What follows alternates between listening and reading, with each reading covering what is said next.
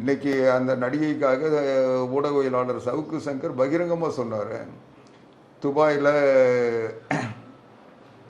உதயநிதி அவங்களுக்கு வீடு வாங்கி கொடுத்துருக்காரு. இப்போவும் உதயநிதி திருட்டுத்தனமாக இதுக்கு துபாய்க்கு போகிறாரு.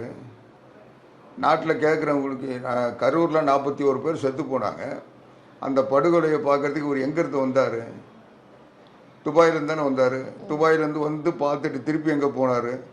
துபாய் தானே போனார். அப்போது இவங்க சொத்தெல்லாம் இங்கே அடித்த கொள்ள பணத்தெல்லாம் கொண்டு போய் துபாயில் வீடு வச்சுக்கின்னு அங்கே உல்லாசமாக இருந்துக்கின்னு அங்கே இருக்கிற இவங்களுடைய ரகசிய உறவுகளை எல்லாம் கொண்டு போய் அங்கே பதுக்கி வச்சுக்கிட்டு திரிகிற ஒரு தற்கூரி புரட்சி தமிழர் எடப்பாடியாரை பற்றி பேசுறதுக்கு என்ன யோகியது இருக்குது? ராத்திரி எல்லாம் மீம்ஸ் போடுறது, பெண்களுடைய ஆபாச படங்களை பார்த்து அவங்களுக்கு லைக் போடுறது, இப்படி ஒரு கேவலமான பிறவி ஒரு சராசரி இளைஞனாக கூட இருக்காத ஒரு மனிதர். அது எல்லாத்தை விட ஒரு நடிகைகளோட